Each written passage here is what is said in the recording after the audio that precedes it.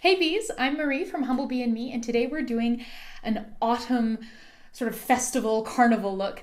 I went to a great carnival on the weekend, and this is the look that I did, and I quite liked it, and so I thought I would share it. All, of course, made with my homemade makeup with recipes that are going to be in my upcoming book, Make It Up.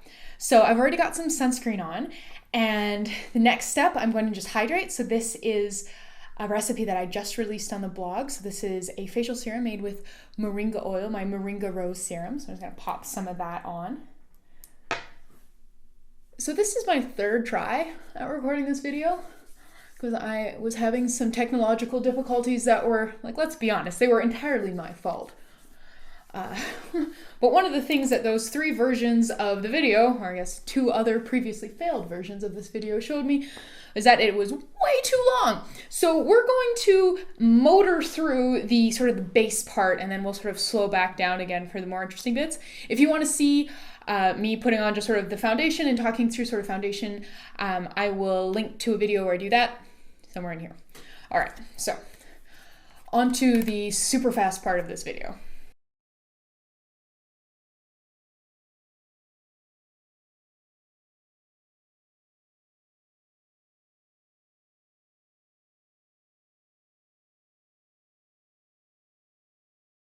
All right, there is my base with foundation and then a bit of concealer. And so I used liquid foundation and a cream concealer. And the cream concealer is a different recipe from the one that is currently on my blog. It's a lot better and a lot easier to make. Okay, now on to sort of the different parts. So we'll start with some blush. So this one here is a cream blush, and I call it Deep Coral.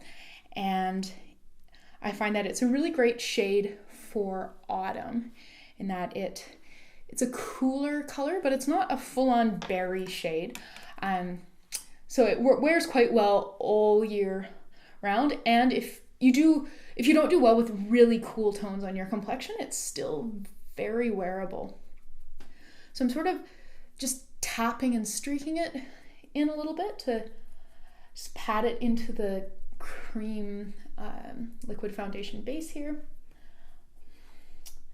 All right, I'll stop there. I usually think that I have way too much blush on, and then I wait like 3 minutes and look in the mirror, and again, I was like, oh, I'm wearing barely any blush. So we'll see how this goes. I might blend it in more later. This is Bright Lighter, but it's sort of Bright Lighter 2.0. There is a Bright Lighter on my website already, but this one is way easier to make and has far fewer ingredients. All right, so I'm going to just highlight my cheekbones and then the inner corner of my eyes and my Cupid's bow. So again, just a little bit of product on the finger and tappity tap, tap, tap, tap, tap. I also find that applying highlighter usually sort of ends up taking off a little bit of my blush, which helps with that feeling like I'm wearing too much of it. All right, inner corners of the eyes here. Make sure you blend that out, otherwise you can sort of have, you can probably see this here like a giant fingerprint of a paler color. Not the desired effect. And then just a little bit, see Cupid's bow.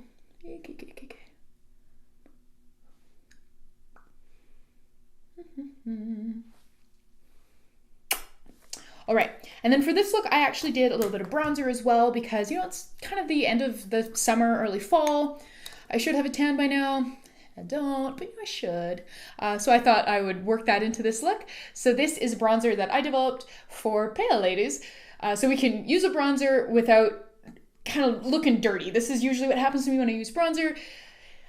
I start with great intentions, and then I get just like just the tiniest amount on my brush, and I get it on my face, and now I have like dirt smudges on my face. So this is a super fair bronzer, which is great for fairer complexions, and I call it Playa Kiss because the color looks like the dust that lines the playa at Burning Man. Or at least, you know, according to the pictures I've seen. Never been. All right, gonna get a little bit on here. Tap it off. This is an e.l.f. blending brush, and I really like it because it's just nice and fluffy, and it's great for contouring. So we're gonna do a bit of that. Little bit of contour. Blendy, blendy, blendy.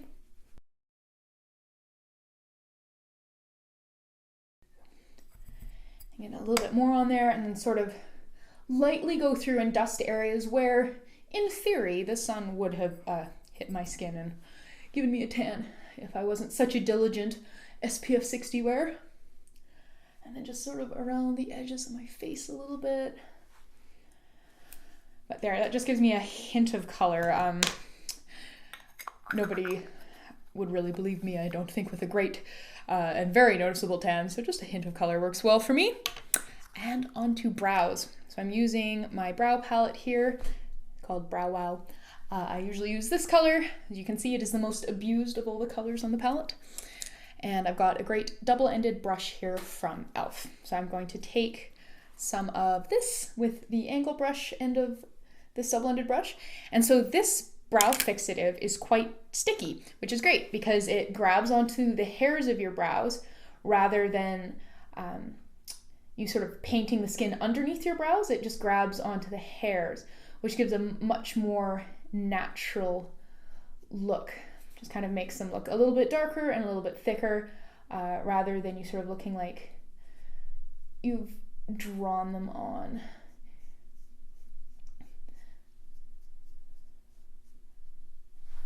So you can see that. That's a pretty subtle but noticeable effect.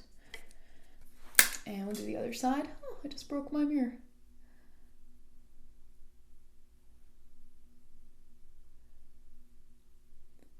So just sort of short little flicky movements here to coat the hairs. And I'm going to grab a little bit more for that sort of outer tail.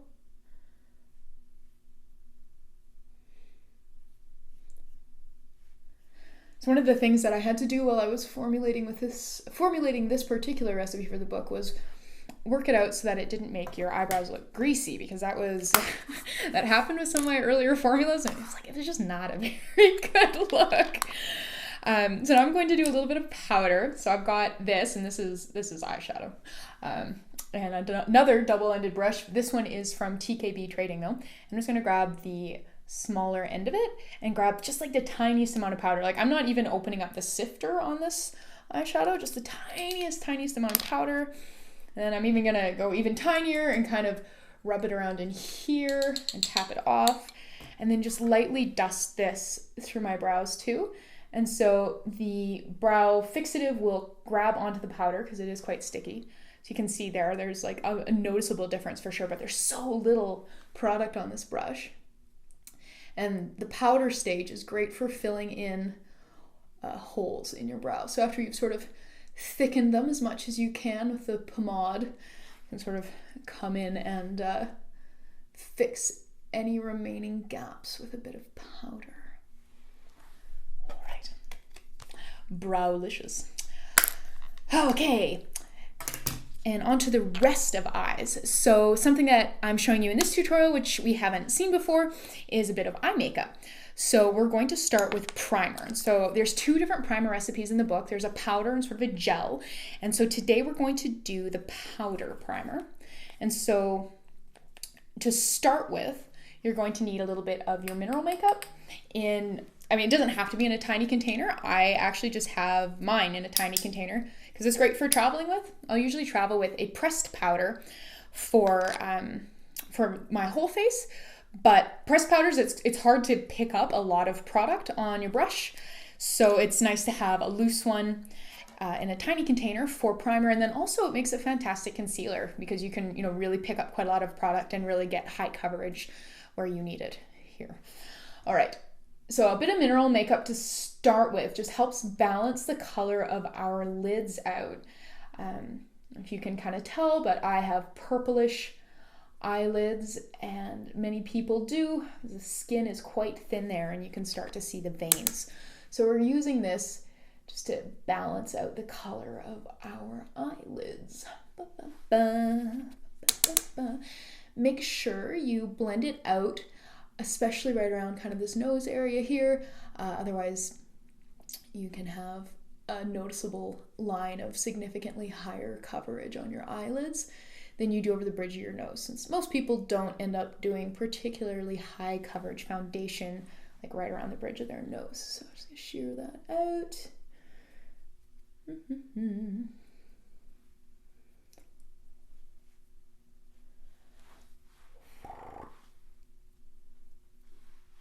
Yeah. Okay, and then we have a primer powder. So it's a pretty unassuming white powder. It goes on completely transparent and it's highly absorbent. And so we're going the absorption route because, of course, the thing that causes your eye makeup to go all squirrely on you is the oil that your skin produces. It basically just makes it run everywhere. So most commercial primers go an absorption route with primer, and so they go a barrier route. So they create a barrier between your skin and the oil it produces in your eye makeup. I couldn't find a natural ingredient that I was really happy with performance-wise for primer that created that barrier, so I'm going the absorption route instead and absorbing the oil that your skin produces rather than sort of condoming it. So I've got some of that primer powder on this brush. This is another one from TKB. And I'm just going to brush that all over my lids. And I'm paying sort of special attention to like the lower lids and my crease here because on me, I've noticed that that's where I tend to get quite oily. So you don't need much. It's pretty potent stuff. All right, so we've got that dusting in, and now we're going to do some eyeshadow. So I'm just doing a super simple 2-color eyeshadow look. So we're going to be using the eyeshadow that I used before on my eyebrows, multitasking, and then this lovely champagne colored eyeshadow that's just got like a little bit of a shimmer to it. So we're going to start with the champagne shadow, and I've got a fluffy brush here from TKB Trading. Grab a little bit of it. Tappity tap, tap, tap, tap, tap, tap it off, and I'm putting this all over the lids. So as with most recipes in the book, the eyeshadow is a base and then a ton of different color blends, so you can go nuts. And there's also, of course, guides for creating your own color blends, so you know how much base to match with how much pigment to get an awesome homemade eyeshadow. And don't forget to take notes while you're inventing your own eyeshadow shades. You don't want to lose your favorite shade of eyeshadow because you forgot to write it down.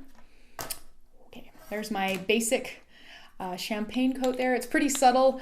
I can notice it in the mirror. I'm not really sure how well it's going to come through on camera though.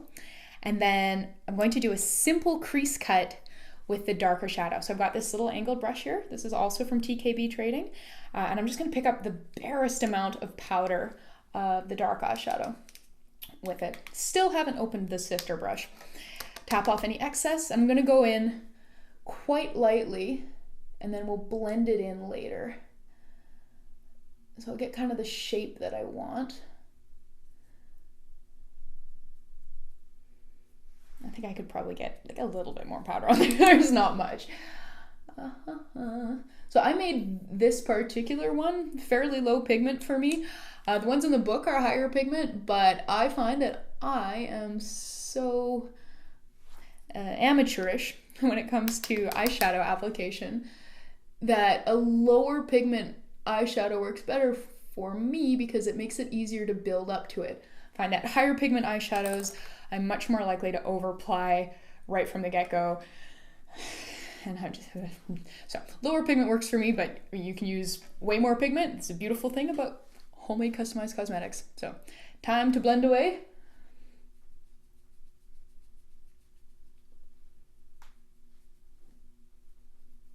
Blendy, blendy, blendy, blendy.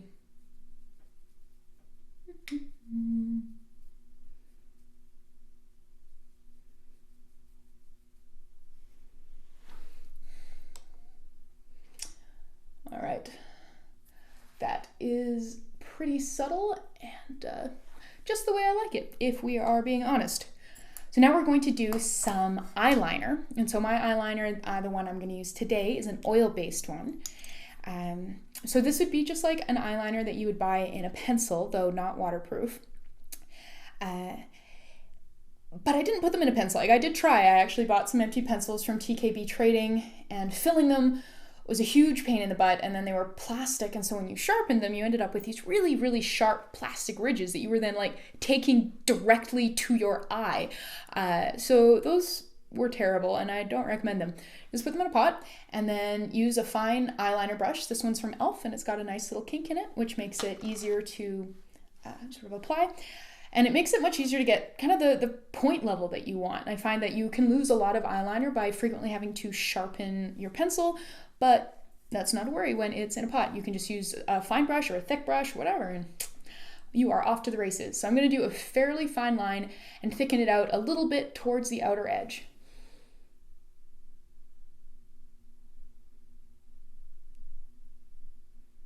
So because this is not waterproof, please don't tightline with it. You will regret that decision like immediately as it comes off into your eyes and itches.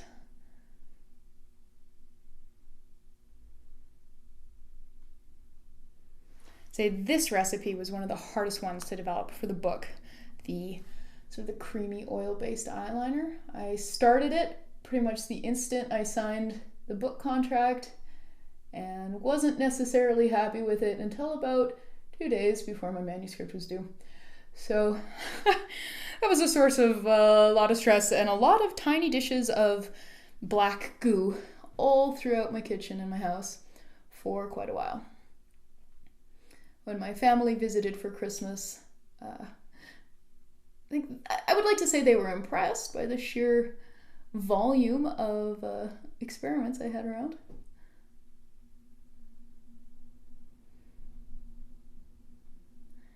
I can remember like being at work and setting an alarm on my phone and running to the bathroom like every 40 minutes to look in a mirror like this and check and see how my eyeliner was doing. Okay, there we go.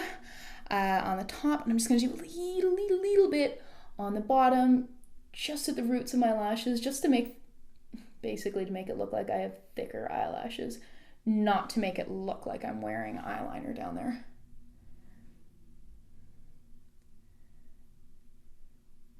I feel like people who do lots of makeup videos on YouTube have figured out a much more elegant way to deal with the mirror situation than I have. Okay, there's eyeliner done. Now we're going to curl lashes and do some mascara.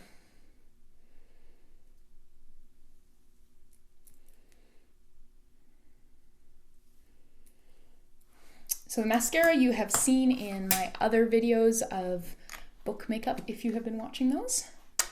It comes in a pot, and then you just wet a brush, which you can purchase mascara brushes, or you can pilfer them from shop-bought mascaras, which is what I do. So I'm just dipping that in a little bit of water. Obviously, if you're in your bathroom, you will have a sink.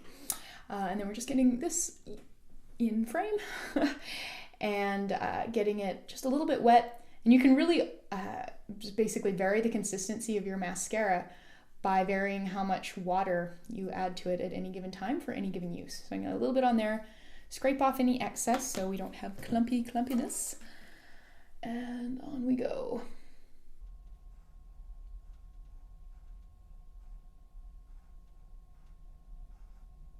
So this is a completely different recipe than the mascara on my blog. I dare say it works better, and it requires an absolute fraction of the ingredients and nothing weird like the one on my blog. You don't need to buy a bunch of clays that you really can't use for much of anything else. If anybody's found uses for Australian black clay other than mascara, I would love to hear them. I know it's magnetic, that's pretty cool, but hasn't proven to be hugely useful to me yet.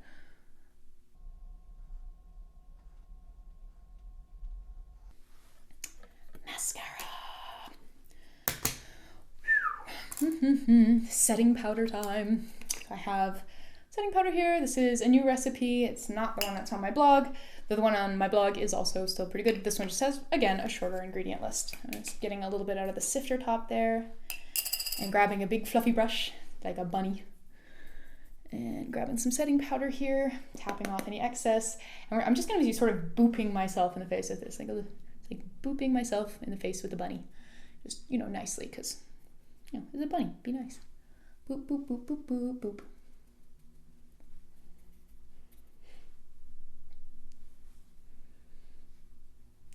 So I'm dabbing instead of, sweeping, because I don't actually want to move my makeup. I'm pretty happy with where it is right now.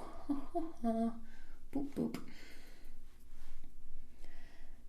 know I tend to look shiny through here, especially on warmer days and in pictures, weirdly enough. Not in the mirror, just in pictures. I seem to have misplaced my lip gloss, so I will be back in a moment. All right, I found it. So this recipe is not actually in the book because it's going to be on the blog in a couple days. So this is a pumpkin shimmer lip gloss, and it's made with pumpkin oil, and I really like it. It's colored with carmine, red iron oxides, and some micas to give it that shimmer. And I love the color. Basically, I was just doing my makeup last week, and I discovered, I didn't really have a lip gloss that I liked for fall that had enough pink in it. I'd made some sort of more orangey browny kind of shimmery ones that were more sort of a fall leaves color, but I wanted something with a bit of pink in it. So that's what this is. It smells amazing. It smells like vanilla and cinnamon and cloves, and it has an absolutely lovely color. It looks great on the lips. It's nice and hydrating, and yeah, watch for the recipe. It'll be up on the blog in a couple days. And if it has been a couple days, there'll be a link somewhere around here for you.